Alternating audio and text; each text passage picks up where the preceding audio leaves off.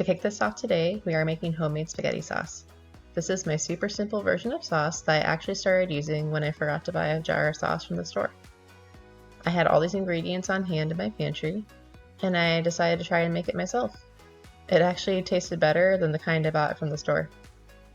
You start with 2 cans of tomato sauce, 1 teaspoon of onion powder, and then 1 teaspoon of garlic powder. Add in 1 tablespoon of Italian seasoning. Feel free to substitute for fresh herbs from your garden if you have some. Then add in 1/4 cup of grated Parmesan. To elevate this even further, you can use fresh shredded Parmesan instead. And of course, add salt and pepper to taste. With tomato sauce, I like to add a little bit of extra salt because, you need a little bit more than you think. And the best way that just makes this complete is to add in a pinch of sugar. This balances the acidity from the tomato sauce. Stir well and cook it on medium-high for about 15 minutes. You can either store it in an airtight container for later, or use it right away for dinner, like I did with my $1 million spaghetti casserole that I'll be sharing in a future video. I've used this recipe for spaghetti and meatballs and baked ziti. I've even substituted the 2 cans of tomato sauce for fresh tomatoes, and it tastes amazing. But of course, having tomato sauce on hand makes this really convenient.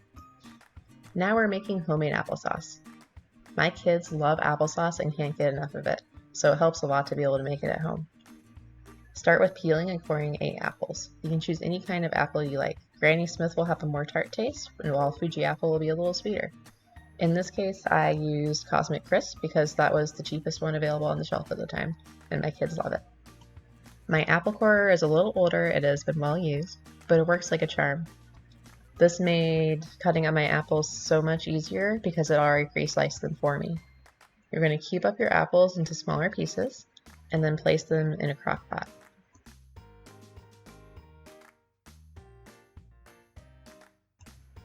Then you're going to add in either 1 tablespoon of honey or 1 tablespoon of maple syrup. This time I chose honey because my kids already love honey, but I do want to try maple syrup someday to see how that tastes. And last but not least, add in 1 tablespoon of cinnamon. That's all the ingredients you need to make some amazing applesauce. Give it a good stir and cook on low for 6 hours or high for 3 hours. When it's done cooking, stir it and use an emulsion blender to smooth it to your desired sauce texture. I left in a few chunks just because I knew my kids wouldn't mind it. You can store it in an airtight container in the fridge for up to 1 week.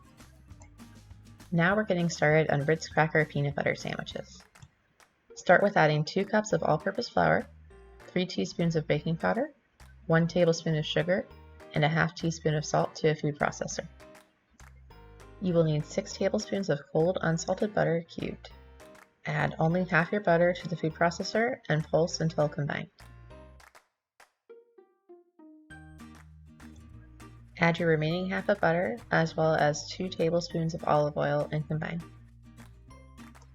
Next, take 2/3 of a cup of water and add it in slowly, but you probably won't need all of it. Pulse it until it's a nice doughy texture. Divide your dough into 3 equal sections. Your dough should be a nice sticky, malleable texture for rolling out.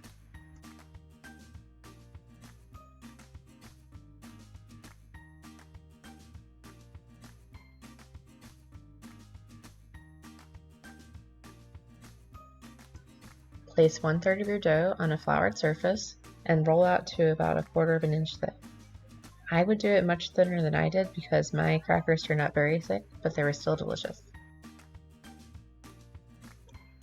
Use a cookie cutter to cut your crackers into shape. You can use circles to make it look like classic Ritz crackers, or you can use a fun shape like I did.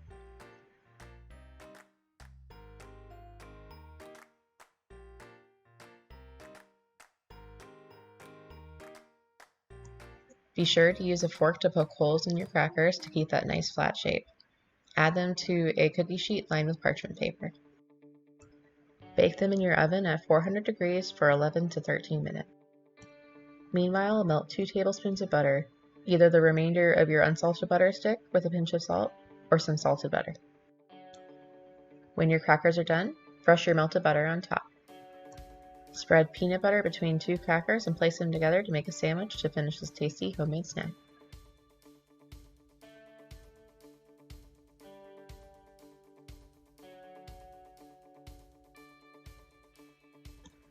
Now we're making honey barbecue sauce with ingredients from our pantry and fridge. Start with 1 cup of ketchup.